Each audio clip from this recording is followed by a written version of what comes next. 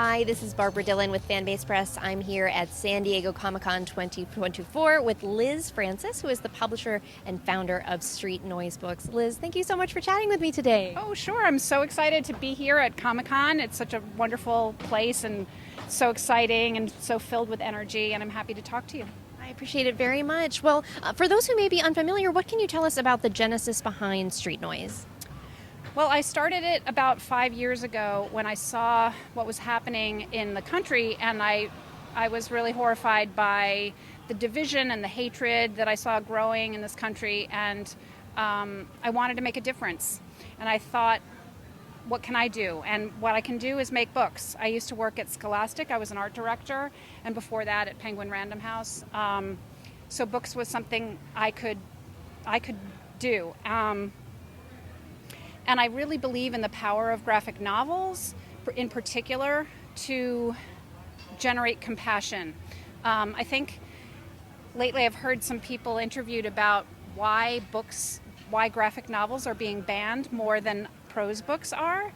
And I found the answer to be so interesting. And it's because they are more threatening. They are more powerful. They have that power to generate compassion. And that's exactly what the people who are looking to ban books are trying to do, is to squelch compassion. So anyway, I started this publishing company with the mission to be unapologetic, authentic, and politically relevant. And we have a mission to promote the voices of marginalized people. So we actively search out LGBTQIA plus authors and people of color, and just other voices that aren't being heard and aren't being published by other publishers. I think that well describes all of your books. I adore all of your titles. So, of course, and thank you for doing what you do and sharing so many voices.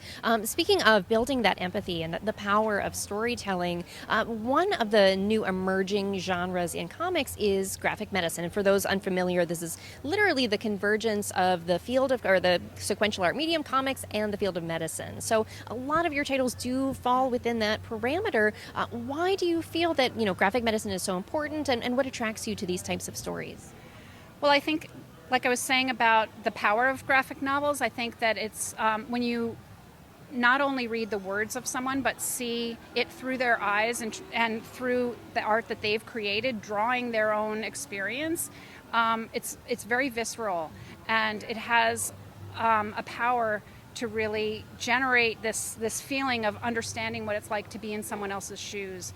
And so I find that people who are willing to share their stories in this way are so brave and are really making a huge difference. We just published a book called Brittle Joints that came out a month ago, and it's gotten 3-star reviews. It's getting a lot of attention because Maria Sweeney, the author, is disabled. She was born with a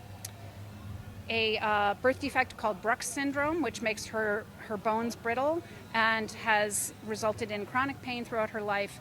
And she's an amazing artist. She draws beautifully. So being able to see her world through her eyes, through her actual drawings, is so powerful. And we also publish a lot of what would be called graphic medicine, but is also in the mental health area and to do with trauma. I think that what I've seen is not only the power of graphic novels to change the reader, but they also actually change the person who's creating them. They have an incredibly therapeutic effect often in enabling someone to put their experiences down on paper, to draw it, to maybe process some of that trauma and work through it. We published a book by Elizabeth Tremblay called Look Again, which deals with that specifically, about how comics making can actually enhance the healing of trauma. Are there any other titles that have come out this year or that you have coming out later this year that you'd like to highlight for our audience? We published another book called Crazy Like a Fox, which is Adventures in Schizophrenia by Christy Furnas. And that's a delightful, funny exploration of the author's experience of being diagnosed with schizophrenia, being treated for it, finding her way through the world, and it's told with a cast of animal characters. So, because Christy was always sort of saying, well, I'm just crazy like a fox, and then she thought about that more and like really fleshed it out in terms of all these, she made all the people in her life into different wacky animal characters, which makes the whole a very difficult subject easier to digest and relate to, when maybe your boss could also remind you of a jellyfish. Like it makes it more universal by putting it in that context. I agree. It's a fantastic book. And like you said, very accessible. I think that's what all of your books do is make the lived experiences of others very accessible. Now, for those who are not here at San Diego Comic-Con and want to learn more about your books, what is the best way to find your books, to find you, whether it be website or social media? Sure.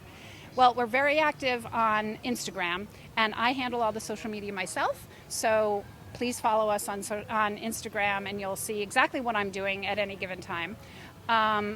And we have a website, streetnoisebooks.com, where you can read all about our mission and see all of our different books. You can buy them through the website, and you can sign up for our newsletter, which I write about once a month, and then you'll be sure to stay on top of whatever's the latest, newest thing happening with Street Noise.